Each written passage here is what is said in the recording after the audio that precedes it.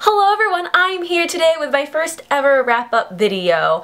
I haven't done wrap-up videos in the past, but I'm deciding to do them now just because I'm reading a lot more and I can't make a video and there's so many videos that I want to make, so I want to tell you guys about everything that I'm reading, and so I thought a wrap-up video would be a great way to kind of sum everything up. So for the month of June, I read 10 books and 1 novella, and I'll tell you how I ended up reading 10 books because, yeah, we'll get there, I promise. The first book I read in June is After the End by Amy Plum, and it's kind of a different take on a dystopian novel. Basically, it's about this girl, Juno. She lives in Alaska. She lives in this post-apocalyptic world with her tribe and her family, very secluded, and she can tap into kind of like earthly magic.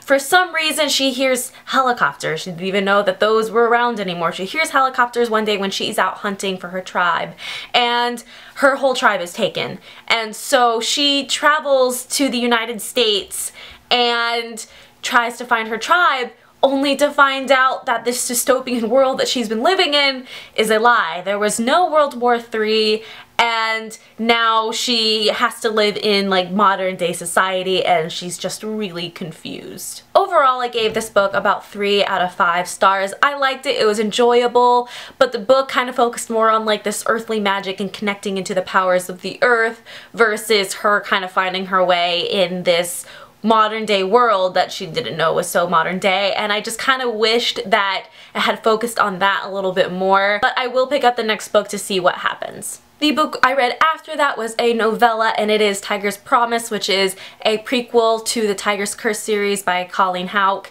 and I liked it. I gave it 4 out of 5 stars. It was what a novella is supposed to do. It kind of gives some additional info. It really made me want to go back and read a lot of my favorite series over again. Next I had The Fever by Megan Abbott, and I did a review on this, and I will put the link for my review of this book down below in the About section, and it's non-spoilerly, and I really liked it. It opened me up to a new genre of psychological thrillers that I have yet to delve into more, but I'm excited to do that in the future. The next book I read was The Darkest Flame by Donna Grant. It is an adult romance novel, and I thought it would be interesting because the male love interest was a dragon, and I thought that was interesting, but it was just okay. I gave it 2 out of 5 stars.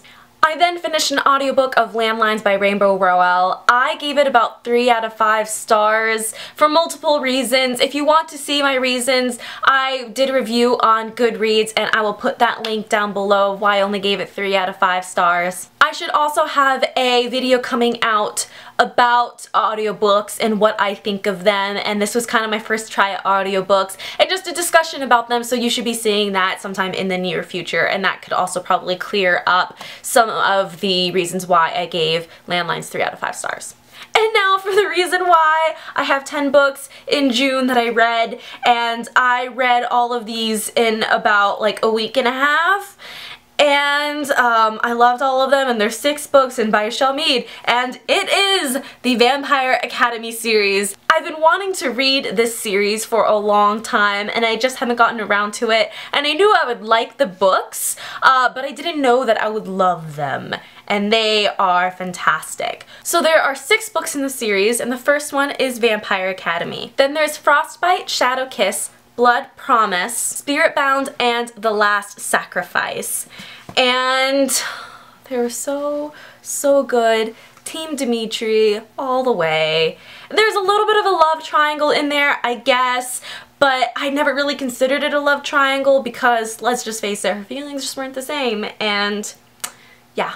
The main character is Rose, and she is a Dhampir, and the first book you kind of have to do a lot of reading and catching up to go into this world building that is just amazing. So there are Dhampirs, which I'll clarify later once we talk about Moroi and Strigoi, and there is the Moroi, which are like kind of like the good vampires that still have like a soul. They still need blood to drink, but there are people who will willingly give out their blood for the Moroi to drink. Then there are the Strigoi, which are your typical vampires that you think of. They're super pale and they have no soul and they kill and they have no qualms about killing and stuff like that. So basically what a Dhampir is, it is the cross between another Dhampir and a Moroi and having them get together. So they're look like a human and they have the same DNA as a human, except for they have some of the Moroi benefits of being like strong and fast, and basically a Dhampir's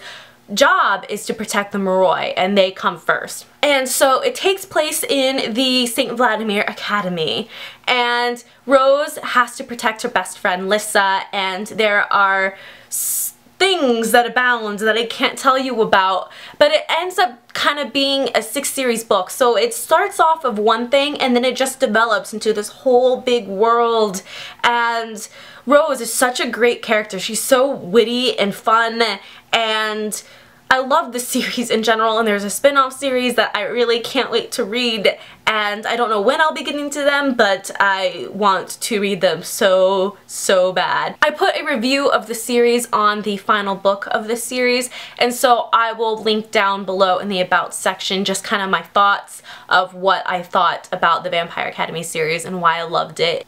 But I highly suggest that if you have not read this book, that you need to go on that and read the series, because so that is it for today. If you like my videos, you can subscribe to my channel. You can also follow me on Twitter, Goodreads, and Tumblr.